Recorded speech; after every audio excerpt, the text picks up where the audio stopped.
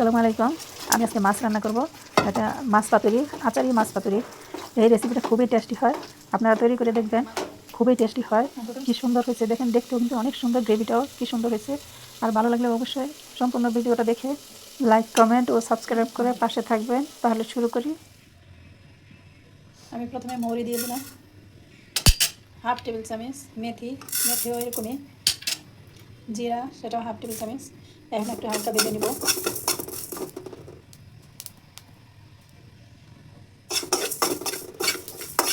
এত বেশি বাজার দরকার নাই, অল্প ভাজলেই হবে। হালকা ভেজে তুলে নেব। আমি এখন একটা পাত্রে সরিষার তেল দিয়ে দিলাম। আমি এখানে সরিষার তেলে ইউজ করছি, আপনারা সয়াবিন তেল ইউজ করতে পারেন, কোনো অসুবিধা নাই। এখানে আমি এখানে 2টা মিডিয়াম সাইজের পেঁয়াজ পেস্ট করে রাখছিলাম, এটা দিয়ে দিলাম। এখন একটু নেড়ে চেড়ে নেব। পেঁয়াজটা একটু নরম হয়ে আসলে আদা রসুনের পেস্ট দিয়ে দিলাম। এটা সামান্য দিলেই হবে, তো বেশি দেওয়ার দরকার নেই, না দিলেও চলে। এখন দিয়ে দিলাম হলুদের গুঁড়া, মরিচের গুঁড়া, ধনিয়ার গুঁড়া, সবই পরিমাণ মতো। সামান্য আমি হাফ টেবিল চামচ করে দিয়েছি এখানে। আর এখানে মৌরি, মেথি আর জিরা আমি পাউডার করে নিয়েছিলাম, ওইটা দিয়ে দিলাম।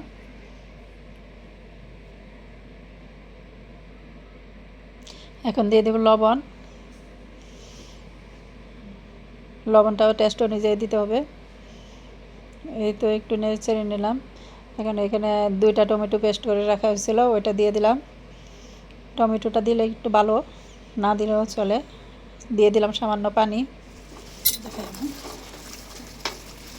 আমি এখন আচার দিয়ে দিব, এটা বোম্বাই মরিচের আচার। এই আচারটা আমার চ্যানেলে পাবেন, রেসিপি যদি লাগে রেসিপিটা দেখে নেবেন। এই আচারটা আমার আগের বছরই তৈরি করা ছিল। আমি এখন আচারটা দিয়ে দিলাম, একটু মনে নিব। আর এই মাছটা হলো আচারি মাছ রান্না করতেছি, দারুণ একটা রেসিপি। এখন আমি মাছগুলি দিয়ে দেব।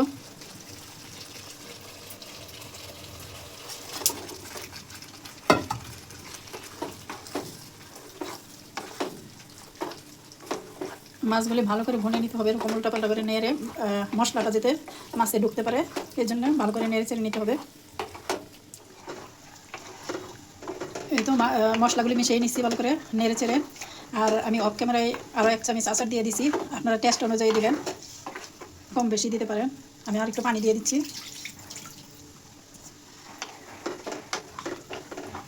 এখন দিয়ে দেবো কাঁচামরিচ।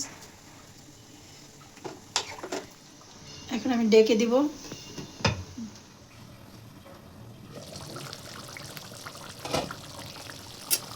এই তো তরকারিটা হয়ে গেছে।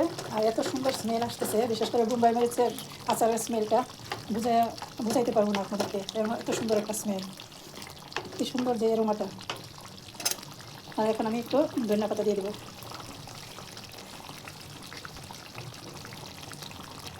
আপনারা এখানে যে কোনো মাছ দিয়ে তৈরি করতে পারেন, রুই, কাতলা।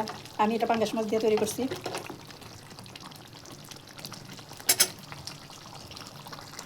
এখন আমি চুলাটা বন্ধ করব। এই তো পাঙ্গাস মাছের আচারি পাতুরি রেডি হয়ে গেছে। আশা করছি আপনাদের কাছে ভালো লাগবে।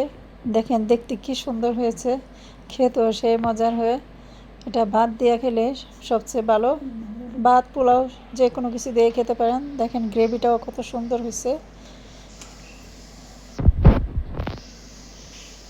আশা করছি আপনাদের কাছে ভালো লাগবে ইনশাল্লাহ। আপনারা আমার পাশে থাকবেন, সম্পূর্ণ ভিডিওটা দেখবেন এবং শেয়ার করে দেবেন।